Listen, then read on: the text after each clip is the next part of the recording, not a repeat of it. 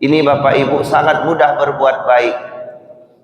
Contoh Bapak Ibu yang paling mudah, kita melihat ada orang yang kehabisan bensin di jalan, sedangkan dia dalam perjalanan Bapak Ibu. Tidak usah kita tanya, oh ini apa agamanya, Islam atau tidak, rajin sholat atau tidak.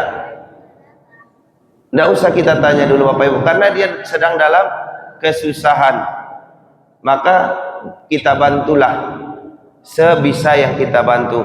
Kalau kita bisa membantu minyak, kalau kita bisa bantu mendorongnya, atau setidak-setidaknya Bapak Ibu menunjukkan di mana pom bensin yang paling dekat, itu juga ihsan, berbuat baik kepada orang lain.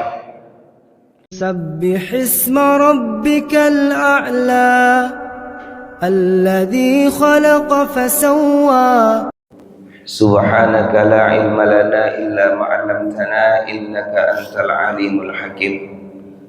Bapak Ibu jamaah sekalian yang kami muliakan, dan begitu juga anak-anak kami yang mendengarkan pengajian, alhamdulillah.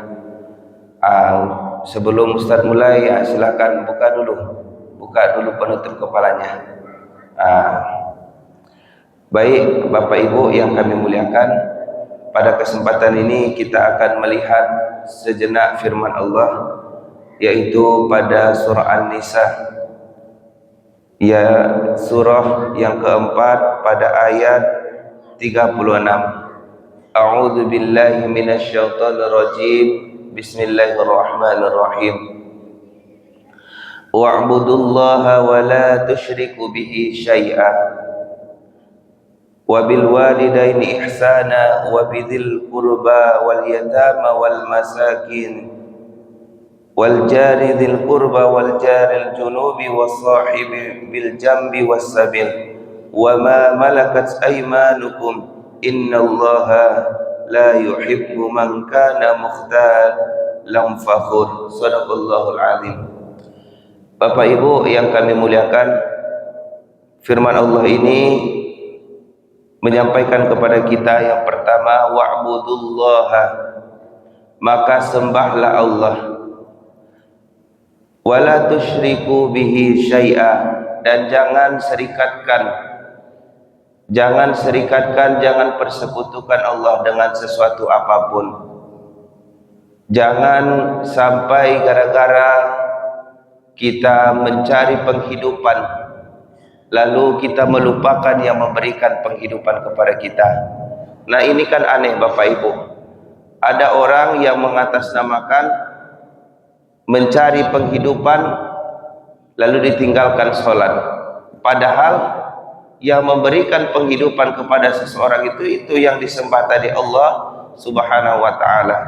Maka wa'budullaha wa la tusyriku bihi syai'a, sembahlah Allah dan janganlah serikatkan dengan apapun, karena sejatinya tidak ada yang bisa menggantikannya Bapak Ibu. Kalaulah jabatan, tidak bisa jabatan itu menyelamatkan kita nantinya, kalau kita tidak beriman kepada Allah, tidak menyembah Allah Subhanahu wa ta'ala.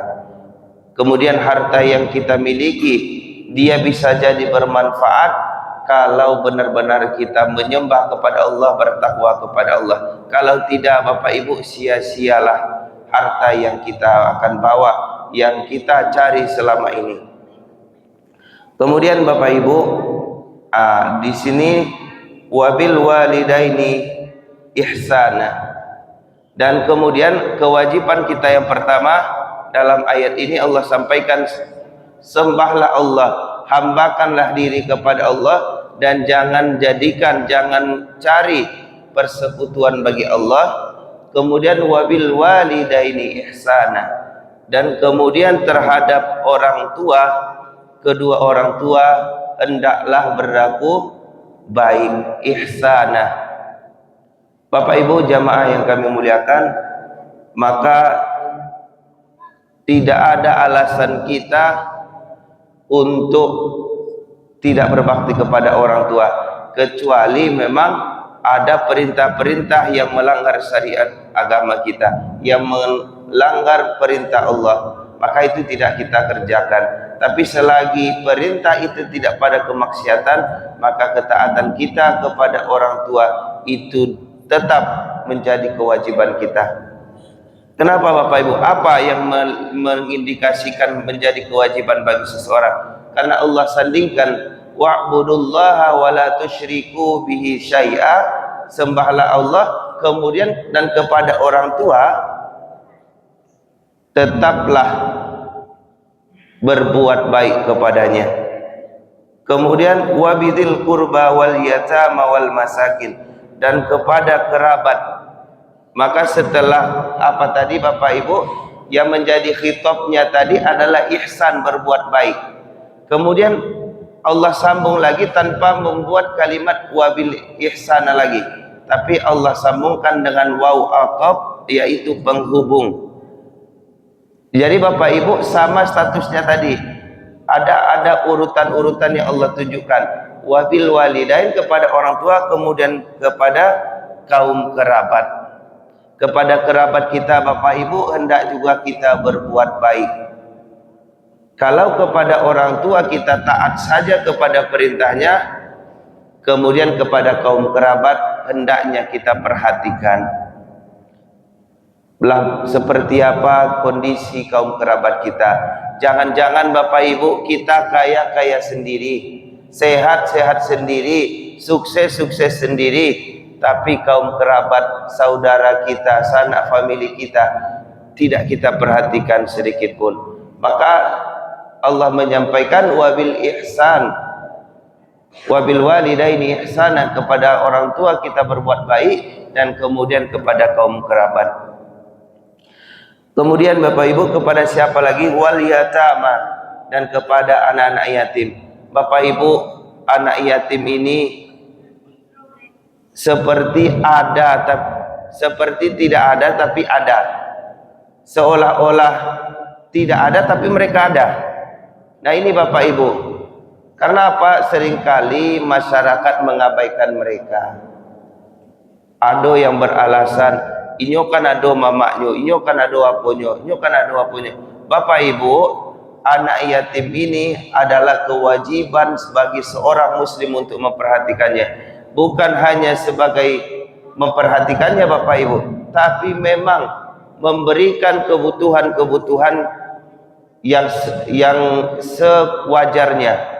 Kalau dia sekolah, cukupi kebutuhannya. Jangan sampailah anak sekolah ini tidak memiliki buku di sekolah, tidak memiliki sepatu dan segala macamnya. Maka kita perhatikan Bapak Ibu. Kemudian wal masakin, dan orang-orang miskin. Orang-orang miskin Bapak Ibu, pernah kami jelaskan bahwa orang miskin itu adalah setengah dari pendapatan orang pada umumnya, kebutuhan orang pada umumnya. Kalau misalnya balanjo orang kini 100 ribu sehari Bapak Ibu, itulah mencukupi dengan 3 anak atau 4 anak misalnya. Maka penghasilannya setengah dari itu. Dia hanya menghasilkan uang 50 ribu, maka dia dikategorikan orang miskin. Maka apa kata Allah? Maka kita harus berbuat baik. Kita bantu mereka, kita tolong mereka. Tentu ada kesusahan-kesusahan yang mereka hadapi Bapak Ibu. Ada kesusahan-kesusahan baik secara finansial, baik secara kesehatan, dan juga hal-hal yang mereka butuhkan, maka kita perhatikan. Maka itulah Bapak Ibu, wal masakin wal jari dzil qurba, dan kemudian tetangga yang punya kedekatan. Bapak Ibu, tetangga kita Bapak Ibu, kita berbuat baik. Apalagi kinikah kapuaso Bapak Ibu. Alangkah senangnya kita nanti ketika di bulan puasa kita berbagi-bagi berkah kepada tetangga kita. Ko ado ibu membuat bubur, agialah sarkasa tetangga. Ko ibu-ibu membuat cincau, es buah, apapun itu namanya, maka jangan lupa tetangga kita. Tidak harus uang Bapak Ibu, tapi makanan yang kita miliki, ataupun misalnya hal-hal baiklah. Ihsan, perbuatan ihsan itu tidak dibatasi Bapak Ibu. Dan menariknya pada ayat ini Allah sampaikan ihsan itu memakai bukan ma'rifat, bukan memakai kalimat tertentu yang dikhususkan, tetapi secara umum. Maka kebaikan apapun bisa kita lakukan kepada orang-orang tadi. Siapa mereka Bapak Ibu? Wal jari dzil qurba, yaitu tetangga dekat, wal jaril junubi, kemudian kepada tetangga jauh. Bapak Ibu jamaah yang kami muliakan, maka dalam penjelasan ayat ini kita dapati keterangannya bahwa tetangga jauh ini bisa saja Bapak Ibu saudara kita yang tidak seagama dengan kita, atau saudara kita yang memang rumahnya jauh, yang pernah membantu kita atau ada keterikatan dengan kita Bapak Ibu. Misalnya kan Ibu pernah ke Rajo, misalnya di Bukit Tinggi 5 tahun. Nah, itu juga sudah menjadi teman kerja kita di sana, sudah menjadi saudara jauh kita. Atau misalnya kita pernah hidup di satu daerah, maka itu juga tetangga jauh kita. Maka Bapak Ibu yang kami muliakan, kita juga harus berbuat baik kepada mereka.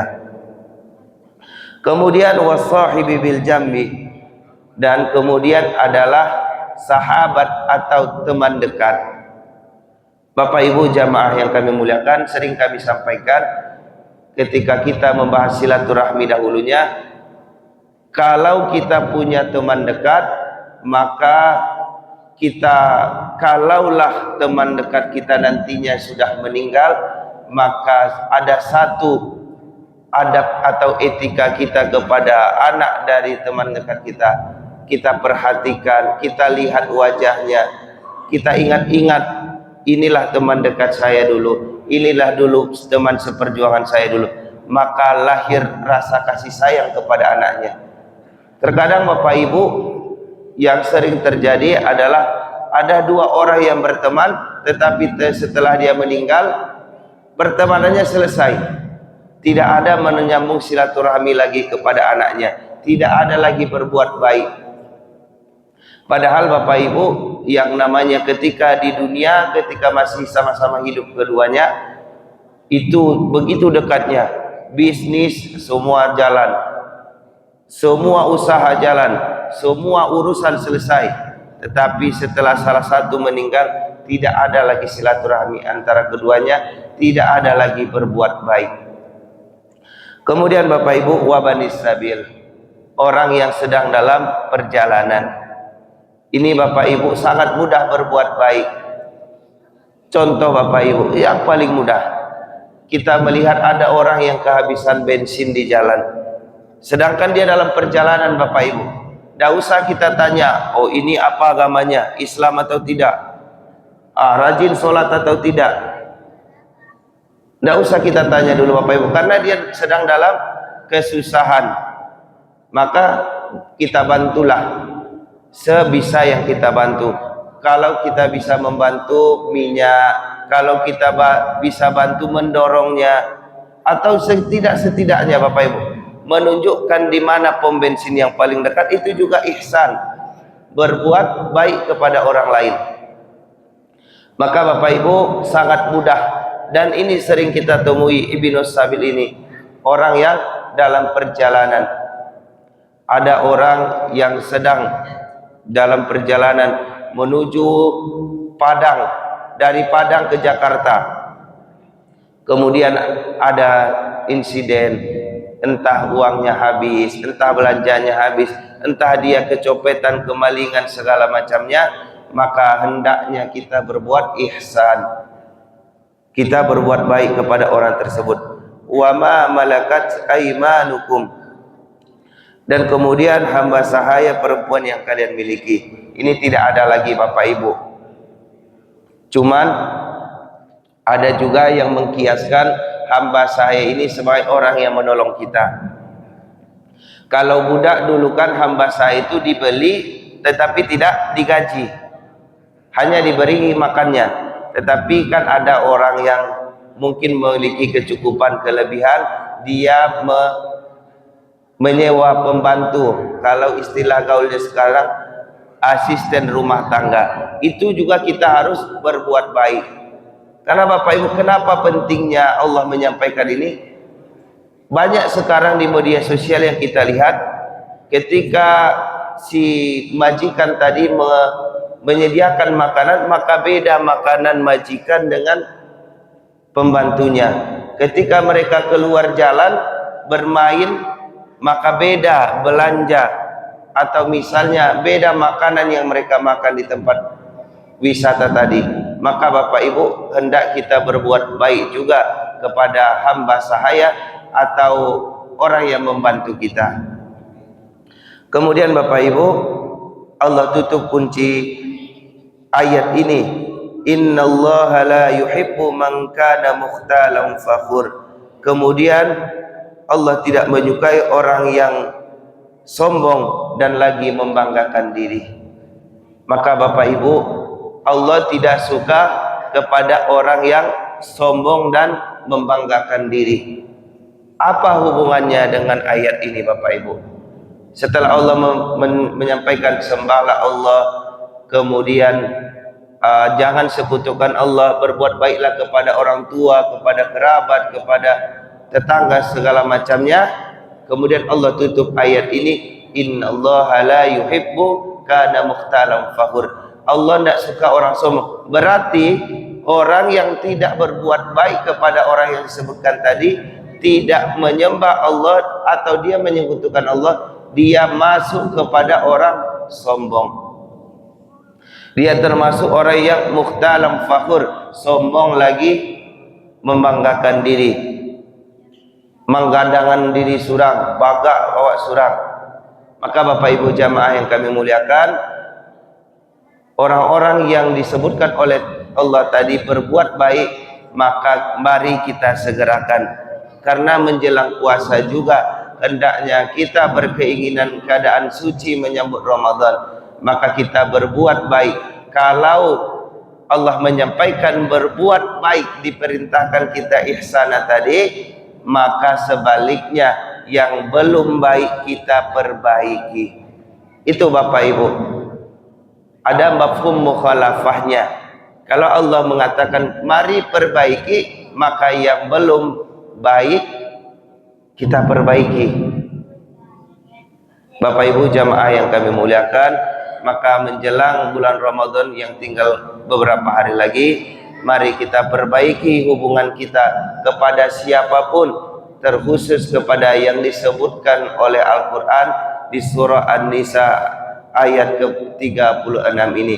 Maka itulah Bapak Ibu pengajian kita, mudah-mudahan ada manfaatnya. Assalamualaikum warahmatullahi wabarakatuh.